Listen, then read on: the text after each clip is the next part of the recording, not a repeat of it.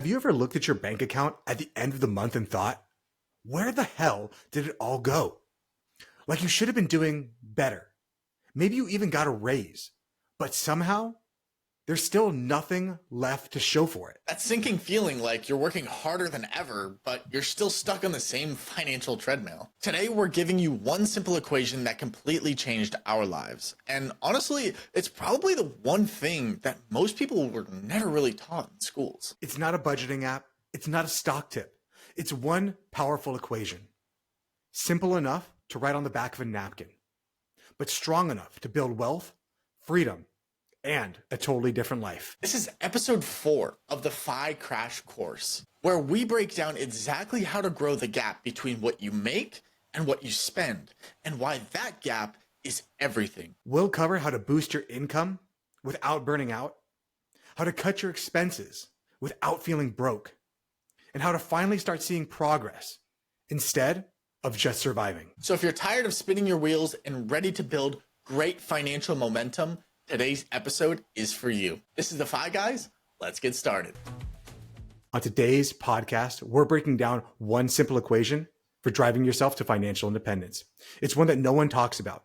In fact, you can actually write it down on the back of a napkin. It's income minus expenses equals the gap. And your gap is known as your savings rate. The gap is the engine towards powering financial independence. The wider the gap, the faster you build wealth. You want freedom? You grow that gap. That means increasing your income, decreasing your expenses, or even better, doing both. It's simple, but it's not always easy. So in today's podcast, we're going to break it down. Dom, before we get into it, what are you thinking about the gap? I know we've talked about this before.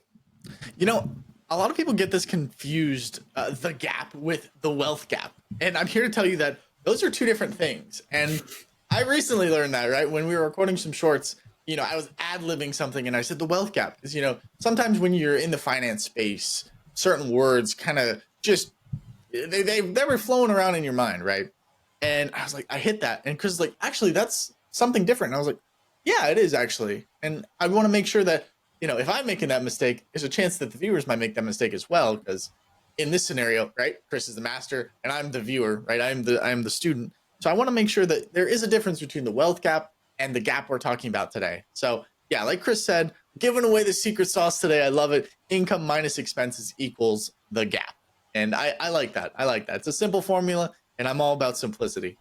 But part of the gap, I almost said wealth gap, part of the gap, right? Income and expenses, but how do we grow the income, right? Because for me personally, I'd much rather grow my income than cut my expenses, right? Now, there comes a point where you do have to cut your expenses. It can't be level with your income. But Chris, where do we even start with growing your income? Yeah, so there's a bunch of places to start. But first, I do want to talk on one thing that you talked about, what you just said right there. I'd rather just grow my income than think about my expenses. That is what everyone does. Everyone, when they look at their budget, they don't say, what could I do to cut? They only look, how can I increase my income? No one ever has a spending problem. Everyone believes they have an income problem. And it doesn't matter what their income gets to. Maybe they start out at $50,000, then they go to 80, then they go to 100, then 200, then 300, then 400. At every level, they say, I have an income problem. I'm not making enough. But what they don't realize is as they're moving along the path, their expenses are rising in lockstep with their income, if not being outpaced by their income. So most people are actually spending more than they're making at each step of the way, making them believe that I have an income problem. So I'm not saying that what we need to do is only focus on the income. And I'm also not saying what we only need to do is focus on the expenses. We need to be able to realize that if A minus B equals C, A equaling how much money we're making, B equaling how much money we're spending, and C equals that gap, that savings, that driver to financial independence. Rather than just focusing on A, rather than just focusing on B, we have to focus on both of them. Because increasing the income helps. Decreasing the expenses helps. But if you decide that I'm only going to focus on one and not look at the other side of the coin, you're very rarely going to reach it unless you come into some crazy amount of income or you're just naturally the person that spends absolutely no money. And either way, that is not the goal here. The goal here is not to be the person who never spends money and lives a terrible life. And the goal is not the person who has to go into the wilderness, have to constantly make money to be able to survive, is to be able to have the balance. No, and it, it's a scary place to be because here in America, over 60% of Americans live paycheck to paycheck, even those earning 100,000, right? And I know a lot of us thinking like, man, if I earned $100,000, dude, I'd be set, right? But the reality of it is, it all comes down to the numbers, right? And if you can't master it on a small scale, you're going to have an even more difficult time on a larger scale, right? Granted, I want to buy, the best of everything, right? But I don't have the right financial means for it now. But say in a couple of years, I'm swimming in money. I've got all the income, right? Now you're going to be like, well, I have to restrict myself even though I have it, right? And it's going to be a lot more difficult. It's like, well, I worked so hard. Well, I deserve it. Life is short. Live in the moment. It's like, this is why it's so important to start early and start now in building those disciplines and building those great financial habits, right? Because my philosophy is the world won't give you more if you're not ready for it. And once you're ready for it, then it will come in more, right? So that's kind of my thought process. But yeah, I'm excited. This is a good podcast. This is going to be a great podcast because the ones that have the little simple tricks in them make life so much simpler, so much easier, right? Rather than it's like, dude, how am I going to retire? How am I going to become wealthy? This is what we're talking about today. It's not as complex as we're making it, guys. And in today's episode, simplicity is going to be the key. It often is. Complexity is the enemy of progress. And I want you to start to think about this as we're growing our little muscles, right? We're growing our muscles day in and day out. Maybe you're not at the place that you want to be. Maybe you're not at the end goal. And I can promise you're never going to attain that end goal. But as we continue to build up, we want to grow those muscles. I don't walk into the gym, throw 600 pounds on the bar, and just hop underneath it and hope that it's going to work out. No, I start off at the bar and I gradually work my way up. The exact same way that Dominic talked about. If you're the kind of person that believes, oh, if I got to the end goal, if I just had all the money, everything would work out, you can look at lottery winners and see that it often does not. When you are ready, you will be able to attain that. But if it happens too early, well, most people end up burning up, unfortunately. So, first part of our equation, A, growing the top line. How do we boost our income? Income isn't just your paychecks. It's anything that puts money in your pocket or inside your pockets. And that could be Yeah. And that could be, we make money off of our podcast, but anything that puts money in your pocket. Okay. Yeah, there we go.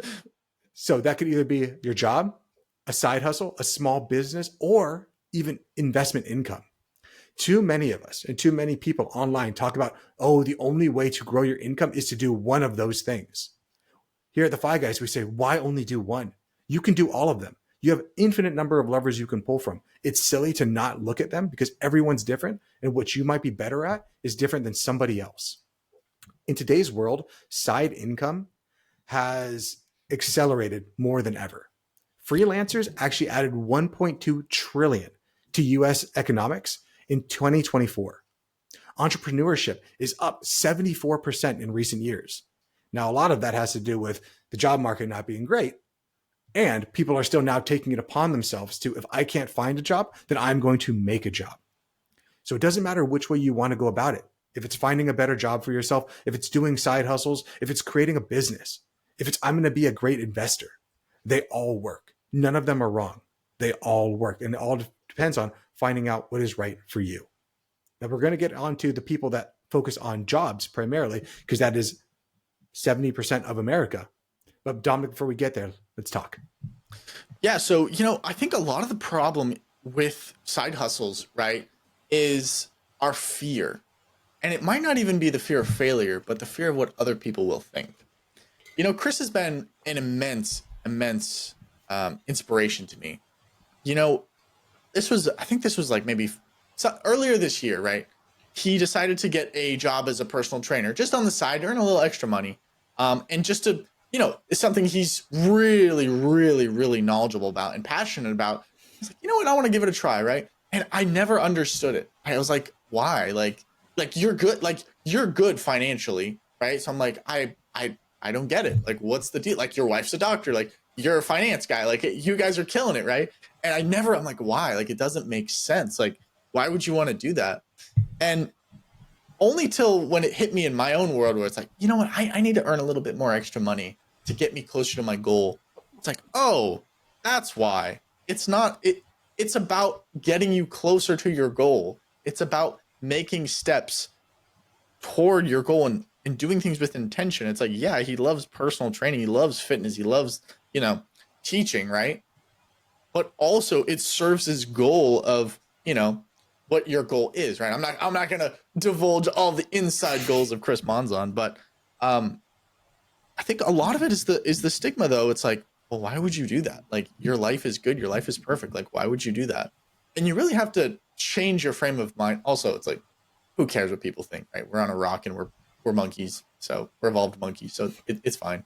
But no, I think a lot of it, it's like, oh, I don't want to do like DoorDash. I don't want to do TaskRabbit. I don't want to walk dogs or on a higher level, right? Get a second job that's a serious one. But you have to think of with the end in mind. And like we started this podcast out with, spending with intention and also earning with intention too, right?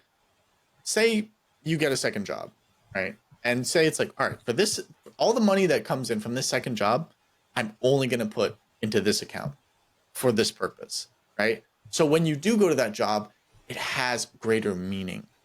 I think it's all about living a life with intention on your own terms, nobody else's. And that's one of the things we kind of preach here at the FI Guys. If you're a long-time listener, is it's so important to live the life that you want to live and living it on your terms. And with finance and financial independence and learning these different skills like the gap and all these different tools and tricks and hacks, right? It makes it not only possible, but it makes it probable. But it only works if you work. Because remember, education without action is just entertainment.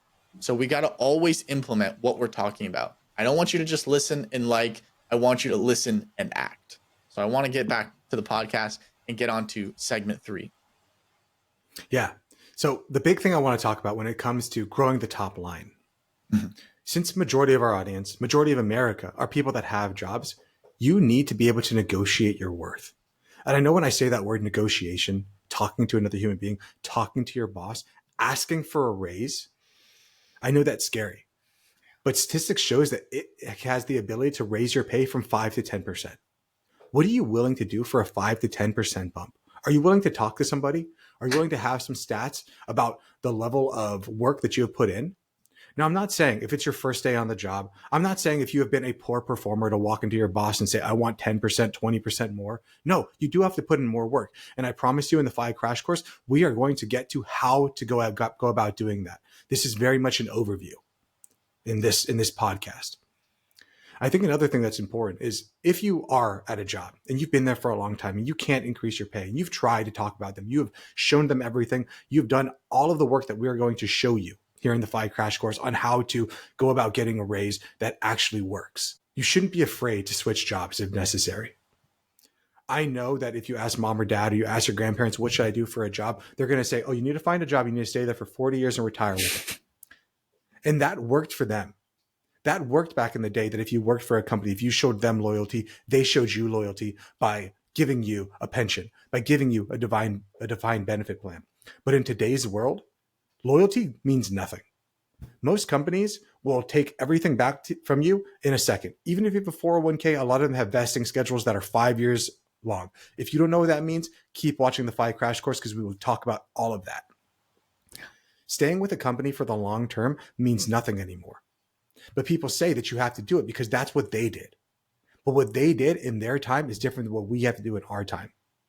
With that all to be said, though, that we need to make sure that we are willing to negotiate, we are willing to ask what we are worth, and more importantly, we have to know what we are worth in order to be able to ask for it confidently. Another great way to grow your top line income is to maximize your benefits. Most people, when they start another job, they go ahead and they get that benefit package from HR and they're like, okay, and they throw it away immediately. They don't do anything with it. You have to know your 401k, know your 403b, your 457, your TSP. If you don't know what those accounts mean, again, we will get to that. I promise you. Your employer match with any one of those accounts is free money. That's 100% return on investment. We need to start building that muscle now, that savings muscle now. Because if you're the kind of person that says, I'll start saving when this happens, when I reach this amount of money, that's just excuses to not have to do it. And I can almost guarantee you that when you do reach that magic number that you're saying, once you reach it, nothing's going to change. Because it's the same thing as saying, oh yeah, once I walk into the gym, the moment I walk into the gym, I could do 600 pounds, even though I've never done it before. You need to build that up. You can't say just because now I'm at this squat rack, I can now do 600 pounds. On that squat rack, I can't do anything. But at this squat rack, I can do 600. That's how you get yourself hurt. You need to build this up slowly. Yeah, and I believe that it's not about luck, right? A lot of people wish for better luck. Man, I wish I had a better job. I wish I had better parents. I wish I had better friends. I wish I had a better wife. It's like, okay, well, that's terrible. You chose your wife. You're a terrible person for that. But yeah, if you're saying that, that's pretty terrible. You know, luck comes to those who work harder. And I believe that. I truly believe that, right? But it's not just working hard at, man, I want to get more rich, but you know, I worked really hard at mowing my lawn today. It's like, well, that doesn't really cross over very well, right? It's important to always work hard with intention, right? If you're not focused, you're not going to hit anything, and you can't do 10 things at once. And one of the things that I'm loving about today's episode, right, is, and I'm going to go back to it. I have to go back to it, but it's the simplicity of it, right? We make things way too complex, and I'm so guilty of it. I'm so guilty of it. You should have saw us recording shorts today. I was butchering. I was trying to make it way more complex than it was. So that's on me. But in the end, simplicity wins. Simplicity is the driver to FI and the driver to just a better life in general. So make sure, you know, I forget what Elon Musk said. He said something interesting about this, but a lot of things, sometimes when we're going about a plan and we're trying to make it simpler, sometimes we can just get rid of whole portions of the plan, right? That just don't serve us. So make sure that you're really cleaning house sometimes and checking to make sure that everything that you are doing in your life, both physically and financially, are actually serving you to your goal. And, you know, that's a whole nother conversation. It's like, well, what is my goal? Well, we start with why. What is my why? You know, we're going down a big rabbit hole that even Alice hasn't gotten out of yet. So maybe for another podcast on finding your why. And I believe we did have a podcast on finding your why. So feel free to look up the FI Guys Why podcast. But no, getting back to the meat and potatoes, you know, increasing your income, cutting your expenses, right? Those are going to accelerate it. That's like NOS in your engine, right? It's just going to accelerate you even forward. It's going to accelerate you even faster towards your goal. And that's really what we want, right? It's all about getting to FI, but to be honest, nobody wants to get to FI at 80, right? We want to get to FI at like 40 or less, honestly. So what I find is that most people, when they ask, hey, how do I do this? They want the one thing. Is it this or is it that? We hate that it can be two things simultaneously. It is both growing your income and lowering your expenses. So we just talked a little bit about how to grow your income, and we will talk about that more at length in another podcast here in the FI Crash Course. But I do want to begin to foreshadow in this podcast as well, the shrinking your bottom line, the cutting expenses, because it's an and. We need to do both of them simultaneously. If you're just doing one, it's going to be very difficult. So every dollar you don't spend is a dollar that is closer to financial freedom, a dollar that is closer to building the life that you want. Getting mindful about where your money is going is so important. Again, it comes down to simplicity. If people could just be conscious for one moment before they spend, just take a moment, a millisecond, 5 seconds, 24 hours, as long as you possibly can, to really question, do I really need this? Is this purchase I'm about to make really going to serve my life? And it's not just when it comes to finance. You can do this with food. You can do this with basically anything in life. Those who see the way broadly see it in all things. If you're able to see this, to just take a moment to be conscious, to say, is this really something that I want? You can save yourself so much money. And it's so simple to do that most people overlook this. They say, oh, that's just a dumb thing. Why would you want to be conscious? Why would you want to think about your spending? That's too simple. Tell me what investing scheme that I need to be in order to figure this out? What pyramid scheme can I find right now to make me money rather than me having to actually think for a second? I'll put in 50 hours of work to create some crazy investment thing rather than just actually being conscious for a second. The average US household, and this was back in 2022, they haven't updated it much since then, spends $73,000 a year. Now, when we look at our means when it comes to how much people make on average, and of course, it's going to vary widely. For that statistic, the average household was also making a little bit over $80,000 a year.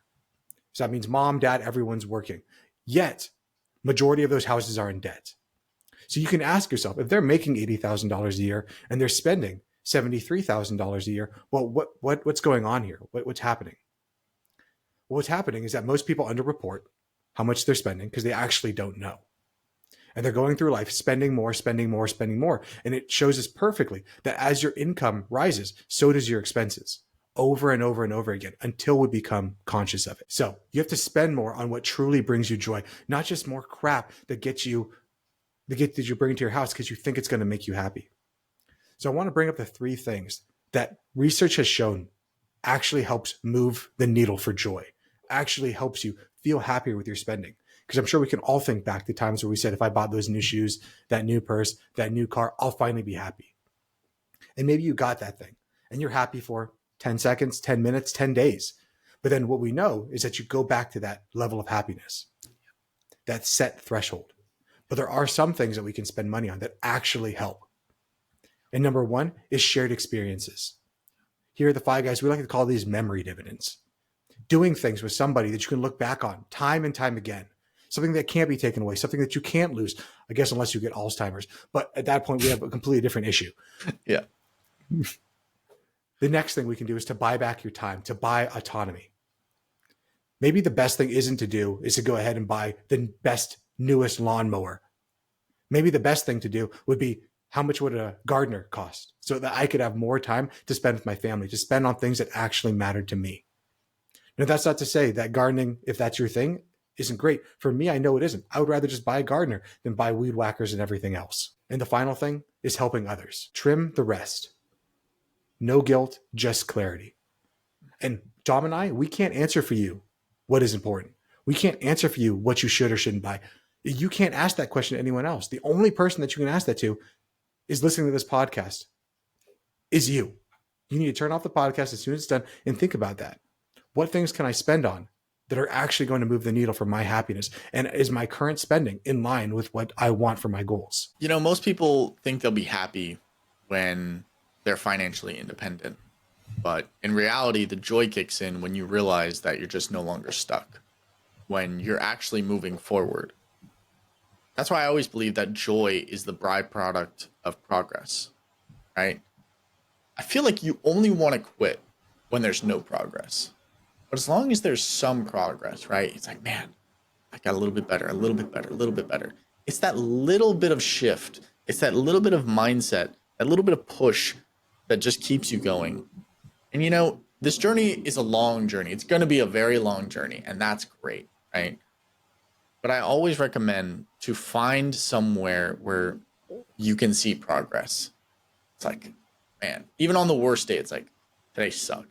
But hey, at least like the retirement account got a little bit richer today, right? The kids' college fund got a little bit better today, right? Things went up, right? Things tomorrow will be better, right? And it's always important to focus on that progress, right? I take a lot of joy in the progress. And they always say, one of my favorite quotes is, you know, the man who loves walking will go further than the man who loves the destination, right? So make sure you're falling in love with the process, right? We don't want financial independence to be a real boring and tedious and entrapping like it shouldn't be like, you know, rice and beans, 30 years and you retired, cool, let's have steaks every night. It's like no, that's pretty terrible, because you could die at any point without ever tasting the steak, right? That would suck. So it's always important to enjoy the process and make fun of it. Have fun with it. It doesn't have to be so nasty. It can be fun and exciting, but you gotta see the fun in it to have the fun in it. What do you think, Chris? No, I 1000% agree. If you are on this journey of financial independence, you're watching these podcasts, you're now at episode 4, you've begun to take some of those steps. You're like, I hate this. None of this is fun. I'm reusing foil and like I can't drive my car because of gas. If you're doing any of these things, you're doing it wrong. You should enjoy the journey. There's no one I've ever met who has gone through my coaching programs, who have taught about financial independence, who have said, this made my life worse. It's always made people's life better. Now, could they have taken it to an extreme where they're like, man, for right now, like I'm in a season that I don't like? Yeah, that has happened. And then all we do is say, okay, then can we fix the season? If you're in the winter and you're really, really cold, you're like, man, this sucks. I don't like how cold it is. Okay, can you put on a jacket? Like, can you change the situation? You can change at any point. Can you move to another place? There's always something that can be done, but too many people get stuck. They get stuck in their habits and they believe that this is the only way things can be because this is the way it has been. And that's not true. So in segment 4, I want to talk about the big 3. The big 3 that people, when their spending goes, this is where the majority of the money goes. This is the thing that most people believe are non-negotiables in most households. And that is housing, transportation, and food. On average, these 3 categories make up 76 of annual spending. So that means on average, 25,000 goes to housing, 30,000 to transportation, 10,000 to food. And you can go ahead and find your budget. I don't know if you're making $100,000, $200,000, $300,000, $1 million. Most people, if you actually track these, will find that about 67 to 70% of their money is going to just these 3 categories. And we will go deeper on this and how to reduce your fixed costs in next week's episode. But I want to start to put it in your head that this is where majority of the money is going. I've always hated the old adage of, oh no, just if you guys just cut out the $5 coffee every day, then that's going to fix everything. Will that help? Of course it'll help. $5 a day does add up. But that does not equal 67 to 70% of your income when it comes to housing, transportation, and food. And while people may think these things are fixed, they cannot be changed. Who the hell ever said that? Have you ever moved? Have you ever bought a new car? Have you ever decided to not go out for dinner instead and cook something at home? These are movable. They just take a little bit more work. And we will talk about that more as the FI Crash Course goes on. And I love the idea that, you don't need to budget every latte if you fix the big leaks in the boat, right? The big 3 are the $500 choices. A latte is the $5 choice. And that was one of the things that shifted my mind so much when I first learned about it. And I'm so excited to dive into that in coming podcasts. But I couldn't agree more, Chris, and it's so freeing too. Once you get those major, like the big 3 under control and a place where it's like, all right, we're sitting much better, right? I feel like it frees you up so much more. Would you agree with that, or what do you think? Yeah, no, I wouldn't 1000% agree with it. Too many people, they try to overcomplicate it. What I need is I need 3 budgeting apps. I need like 4 net worth statement trackers. I need all these things, then I can finally do it. But if you go ahead and you have a conscious spending plan, if you know, hey, this is how much money is coming in, it's going to go to these 3 things. It's going to go to all these places. And this is what I get to be able to spend. It makes it so much easier. And if you want to lower down your fixed costs, and fixed is a word that we use, like it's not truly fixed. When people say, oh, it's a fixed cost, my housing is a fixed cost, it doesn't mean that it has to be. You can always change. It's just a little bit more difficult. Food, transportation, housing are the ones that people are most unlikely to change. The next big one is for childcare and like kids' activities, but that's a whole different subject that we can talk about if we need to. But what it all comes down to is making conscious money choices. You need to define what is a want versus a need. You've heard it before, but now it actually matters. Now you understand why it matters because it's getting you towards the goal. It's getting you towards financial independence, towards your freedom. Money flows towards what you value. And if you don't know what you value, then you're going to go around just purchasing random things, hoping that it's going to finally meet that need of happiness, that need of transcendence, that need of I'm not enough. An object will never be able to define that for you. You need to define that for yourself by knowing your values and reaching towards them. We're going to teach you tools in the FI Crash Course, like my Amazon 3-day rule. Now it's 24-hour rule. Cash only weeks. By working with clients and doing this with people, I have found that just by being mindful, just by thinking, just like we talked about earlier, not making it super complicated, just by thinking, do I actually need this? For a month, I didn't introduce anything else minus just tracking their expenses.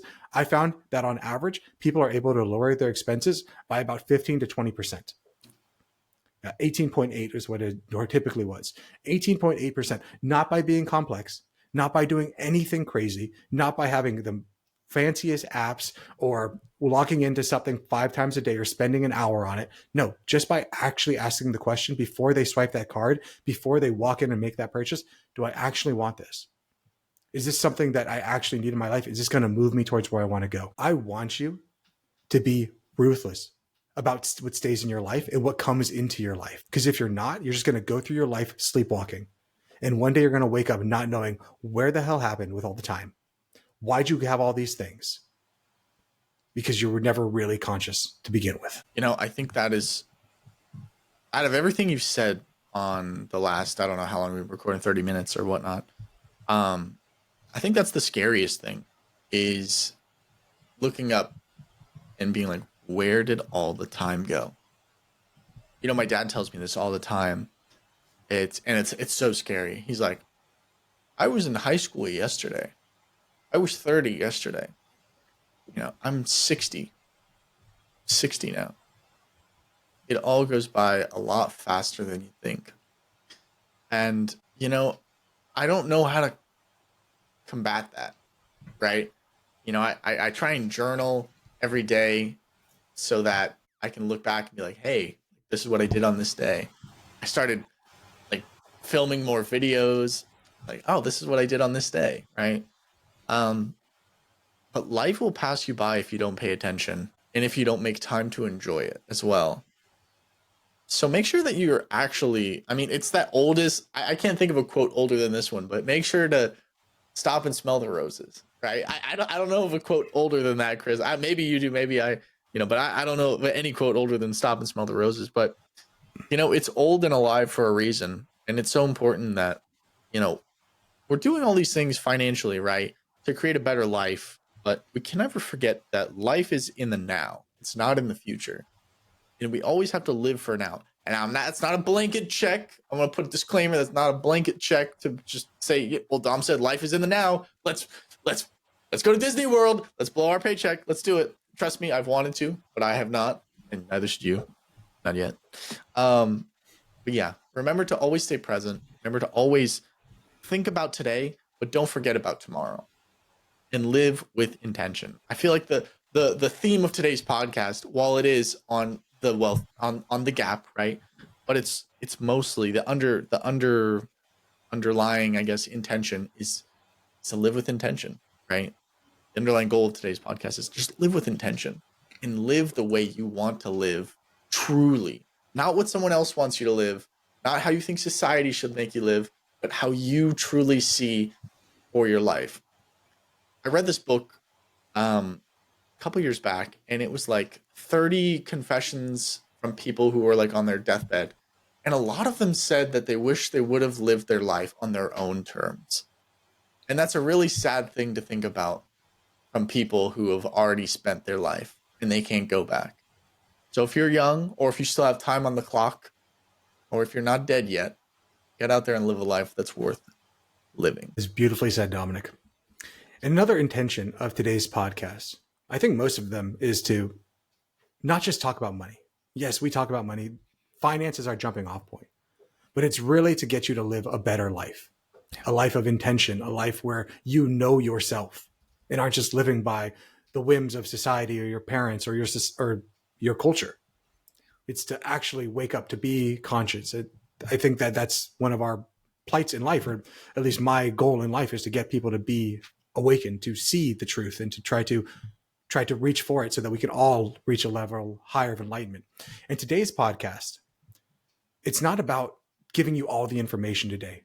The most important thing, yes, is talking about that simple equation, but it's to foreshadow what we're going to be talking about over the next 6 episodes of the FI Crash Course.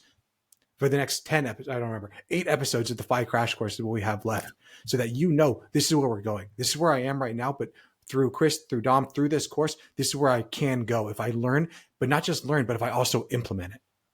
So another thing we're going to be talking about is saving, investing, and paying off debt. The gap, that savings rate, you need to put it to work. In order to put it to work, we have to pay off our high interest debts. That's the fastest return on investment that we can get. Or we need to invest and to build long-term freedom. Because if we don't do these things, lifestyle creep will begin to come in. So don't let new expenses cancel out your progress. Just paid off a car, great. Don't replace it with a bigger, badder payment. The amount of people I've talked to was like, oh yeah, I just bought another truck. Just upgrade the 2025. So okay, if you're going to do that, can we at least lease it? And they're like, oh no, leasing, I need to own, because ownership is what really matters. And again, it's because most people aren't conscious. They're not actually asking themselves the question, is what I think to be true actually true? Because there's an old saying from Socrates that I've always loved. You cannot learn that which you think you already know. You have to be open to question yourself. Just if you think that you know something, you will never even question it. But if you can say to yourself, I know nothing. The only thing that I know is that I exist. And then everything else is up for debate. That gives you a way to be able to grow, to think, and to try to get better. So our final thoughts on the gap and our final thoughts on this equation is that your savings rate, the gap that we like to call here the FI guys, that's your compass. Mastering this equation gives you power over your money, not the other way around. The equation is simple. It's so simple that most people think that it's stupid. How much money you make minus how much money you spend equals the gap, equals your savings. And we will discuss what that gap means, where to put it, how to have that gap work for you too. Because if you just save it, you just put it under the bed, it does work, but it's not optimal. So while we talked about the 2 levers you can pull from, how much money you make, how much money you spend, well, there's actually a third level. There's a third lever, and that's that gap. You can work with that too. You can make that better. But too many people focus on one part of the equation. They focus on A, B, or C rather than A, B, and C. And in the FI Crash Course, we're going to teach you how to do that. But in the meantime, you need to learn. You need to grow those muscles, grow the gap, and everything else becomes so much easier. Whether you're just getting started or you're resetting with us here at the FI Crash Course, this simple equation can and will change your life if you allow it to. So before we get to our action step, Dominic, do you have anything else before we close out? My final closing thoughts is a quick quote. A better life isn't built overnight. It's built daily. You can't change your life until you change your habits. And your life does not get better by chance. It gets better by change. Those are my final thoughts for today's episode. I like that. So this week's action step is I want you to calculate your gap, calculate your savings. This should only take about 10 minutes. So at some point this week before Friday feedback, I want you to total your monthly income from all your sources. That could be your job, your side hustles, your investments. For your investments, be a little careful with it because I want you to not look at it like every single week I see this, it's going to grow like that. So be cautious with that. If you don't know how to do it, you can always reach out to us and we can explain it to you, or just stick with the FI Crash Course. We will teach you all of that here. But job, side hustles, if you have, and by investments, I guess I mean like rental income, like cash flowing investments. Don't just look and see, oh, this much in the market, I made this much. But again, I digress. Then I want you to total up your monthly expenses. If you've been listening to the FI Crash Course, you knew that some of our older action steps were to start to track, where to start to do that. So hopefully you're continuing that. If that's the case, you've only been doing it for 2 weeks, times it by 2. You've been doing it by a month, times it by 12. It gives you a starting point. If you've only done it for 3 months, times it by 4. It gives you somewhere to start. It doesn't need to be perfect. I just need you to start. So if you haven't started, start tracking everything, including subscriptions, coffee runs, and most importantly, your quote unquote fixed costs. Subtract your expenses from your income, and there you go. You have your gap. And then I want you to ask yourself this. How can I realistically increase my income? Can I negotiate my raise? Can I start a side hustle? Can I optimize my benefits? And I want you to ask yourself, where can I cut back without feeling deprived? And I recommend starting small. Maybe one subscription, one dining out habit. Even a small increase in the gap can accumulate on your path to FI to be something gigantic. And to our listeners that more than likely are going to do this exercise and they're going to find that there is no gap or the gap is a negative number, that's okay. At least you know that this is the problem. Most people that I talk to who are stressed about money, when we do this exercise together, that is the problem. That is where the stress comes from because their expenses are outpacing their income, but they never knew it. They could never put words to it because they were afraid to look at it. They just had the feeling that something was wrong. And without having that feeling and not being able to assign it to something, that's just a pervasive fear that stays with you day in, day out, at night, when you're at the park with your kids, when you're trying to go to bed with your spouse. By being able to bring it into the light, at least you can shine on it and now say, okay, now I know this is the problem. What can I do to start to make motions toward it? Now how can I have hope that it can be a better day? Without knowing how to fix it, without knowing that it's even a problem, there is no way for hope. So hopefully that helps you. Dominic, would you like to close this out? You know, guys, I think everything that we've learned today, I hope you are taking notes, both physically and mentally, and I hope you revisit these notes often. But the good thing about this episode is the base of it is very simple, right? Income minus expenses equals the gap. So I hope that you keep that with you during your day and during your financial dates and your financial, what's the word I'm looking for? When you like go over things. We'll just stick with financial dates, right? Anyway, but make sure you're implementing what we're talking about today. Make sure that you're living with intention. Make sure that you're cutting the costs that need to be cut, saving where you can, but not forgetting how to live. Oftentimes, you might be one of two people. You might be the person who loves to spend and live for today, or you might be the person who, I'm going to save and live for tomorrow, right? Make sure that you flex that opposite muscle sometimes. If you're always spending, let's save.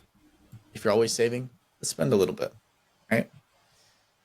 With that being said, those are my final thoughts on today's episode. If you did enjoy today's episode, please feel free to give it a like, a follow. If you're not already following the channel, we really appreciate that. There's a lot of great information to come on the FI Crash Course and a lot of great podcasts coming up with a lot of wonderful guests scheduled. So make sure to follow, make sure to have the notifications turned on. And as always, tell a friend about the FI Guys podcast because it's so much more fun going on this journey with someone. Let me tell you a quick little story as we finish, right? Picture yourself 55, 60 years old. You're living the life. You're on vacation all the time. You got grandchildren. You're living a good life. Things are good. You go to your best friends. Hey, let's go take a trip. Let's go enjoy ourselves. And they can't because they're still working. And they're still working because you didn't share financial knowledge. And they go to you and they say, how did you get to this life? I mean, we lived right next door to each other all our lives. We've been best friends all our lives. Why didn't you help me? You saw me struggling. Don't be that person. Remember to always help your friends, help your family in any way you can. And sometimes it's as simple as sharing some financial advice or sharing the podcast where they give good financial advice, right? So don't be afraid to share the FI Guys podcast because you never know what kind of spark it'll lead to in their own lives. With that being said, I'm Dom, he's Chris. We're going to see you back here on Friday for Friday's recap episode with a very fun and exciting viewer mailbag. So I hope to see you back here on Friday. If not, hope you have an amazing week. I'm Dom, he's Chris. Like I said, we're the FI Guys, and we'll see you in the next one. Later, guys. Later. Peace. This video podcast is sponsored by Monzon Wealth. The content in this podcast is for informational purposes only and should not be considered financial advice. We do not endorse specific products or services. Past performance does not guarantee future results. The opinions expressed are those of the host and guests, not the podcast sponsor. It is crucial to consult with a qualified financial advisor or professional who can provide advice tailored to your specific needs before making any financial decisions, investments, or taking any other actions. If you are seeking specified help, you can reach out to Chris at monzonwealth.com.